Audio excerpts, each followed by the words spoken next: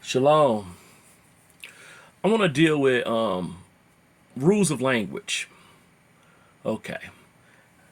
Most people who know me, actually know me, know my name is Shanquilla.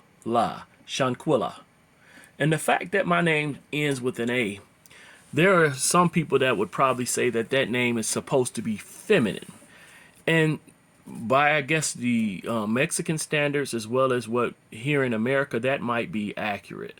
But in other languages that sound at the end, actually is more connected to, I guess, males a lot of times. It matters what language you're dealing with. When you're dealing with like Hebrew language, you see Yah or Ah at the end of many names. And majority of them are, again, males. I'm actually an Hebrew person or an Israelite. So that would mean my name more so fits the masculine. But of course, there are people that would use their prejudice or their biases according to the rules of languages that they were raised up in, which of course says that they see or believe that the language that they are a part of is more superior to others. That's how I take it anyway. That's my opinion, I guess. Now, one of the things that gets me is that, okay, the Bible speaks of a man named Aquila that was married to Priscilla, which my name is kind of based off of. So you have an Aquila, you see an A there, and people can accept and receive that that's a male, but also his wife's name was Priscilla, so she had an A at the end. So that rule that automatically puts it as a feminine name didn't apply. It didn't fit. So, okay, I want to give a definition. Okay, semantics. The study and science of meaning in language. So we have multiple languages, so that means you would have to study the actual basis of every language that you're dealing with. If you want to put something out in a certain language, you would have to deal with that. Okay, the competence of the speaker with regards of interpretation of the meaning of linguistic structures. Again, you would have to deal with the exact language that you're dealing with, the culture you're dealing with. The study of relationship between signs and symbols and what they represent. So let's go here. In the New Testament, or what I would call the Brit Hadashah, I've known it to be written mostly in Greek and translated into English. So it speaks of in the New Testament the Alpha and Omega. And so that's meaning to many the beginning and end. So there are many people now that they relate it back into Hebrew will automatically put the Aleph and the Tav. But I'm like, does the rule that applies to Greek, does that also translate over to Hebrew? Are you supposed to use, I guess, Hebrew terms and words the same way that you use Greek? Would that apply? This is a question that I have. Of course, many people would say, oh, it fits, but does it really? Seeing that Hebrew actually reads from right to left, or is it left to right? Right to, it's opposite of English and opposite of what I think it's. I don't know. Does the Greek read the other way? It's interesting. But to just apply those set rules, you just can't do it. A lot of people will put the Aleph and the Tav right next to each other. The Aleph being a letter and the Tav being a letter, and ignore that when you put those together that they form a word. Et or you, or meaning et or meaning you, or it doesn't actually mean the Most High, but they'll tell you that's the Most High. They use that and put it together. Deal with other semantics. Okay, in the Hebrew language, they don't really have a term for niece and nephew. They would say brother's son or mother's son, or something like that, mother's daughter, brother's daughter, something. They would say something to brothers, my brother's daughter, or something like that. They would mother's my or my sister's, something similar to that. I know I'm mixing it up, but it would not be niece and nephew. I think the Igbos, or they still follow that. So that term niece and nephew wouldn't even exist. It doesn't It doesn't correlate.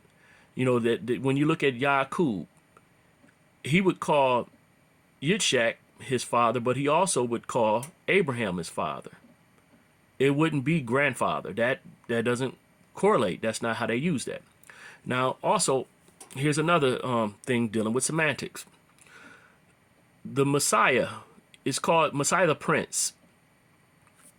Maybe I should look up the word what prince means. I'm not going to go there, but a lot of people will look at the New Testament and say, oh, he's the King of Kings. But one of the weird things when you look into languages and stuff, or as well as how things go, when you're dealing with a monarchy, there's one king, and his son or sons are prince, and the daughters are princesses. The son is not a king also. Only way a son could be a king also, or not really a king also, the father would have to either abdicate, which give up his throne, or die. One of the two. They have to somehow give it up or die. And that's how the son would raise up from the level of prince. But all of his siblings would not become kings also. Only one of them, one of the siblings, would become king. And the sisters would stay princes. None of them would rise up to queen. You know, even though queen is not even a Hebrew word as well. You know, it's feminine, sovereign, or whatever. You know, the word Sarah means princess. I can remember that because my daughter's name is Sarah. But the terminologies that we use, you know, because queen actually meant whore a lot of times, more times than not. And so sovereign, that's another, but that's again another English term. And so we use a lot of terms, and we use them easily to fit our narrative, not realizing, okay, that's contradictory. You know, okay, King of Kings. I really believe myself that when they say King of Kings, it means that this person is the ultimate king. It doesn't mean that they're a king that's ruling over current kings at the time, but they're the greatest of all the kings. You know, it doesn't, you know, Lord of Lords, even though I don't like using the term Lord because that's Baal. That's another language thing. You know, Lord can mean master, but there are other words for master. Baal is usually Beelzebub or dealing with Hasatan, or, you know, and again, Hasatan means accuser or adversary, enemy. There are so many different terminology differences when you jump from language to language. And a lot of times when you don't study the etymology of these words, you will use them incorrectly. Me, myself, I don't use the term mourning. I try not to anyway, because I know mourning to be a time of grieving and not exactly the same as waking up, the time of waking up. You know, all of these semantics matter to me. I want to be mindful of what my mouth is saying, and sometimes I mess up. But I want to be mindful so that I'm not speaking negative, but I'm speaking positive. I'm speaking life instead of death. I don't call men or my friends dog, because I know Anubis is the dog of death. And so I don't want to call them deaf. I try not to use the term black or calling myself black, because black, absence of life, and actually the original etymology of black is blank, pale. Really, black is not this color. This is more brownish.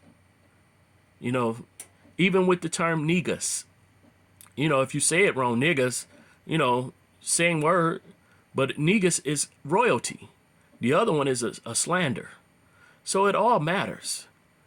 You got to get with the etymology and get what the words really mean. And I know that semantics is something that people run from, but it may have some validity, seeing that we are in another language, land, and have another language.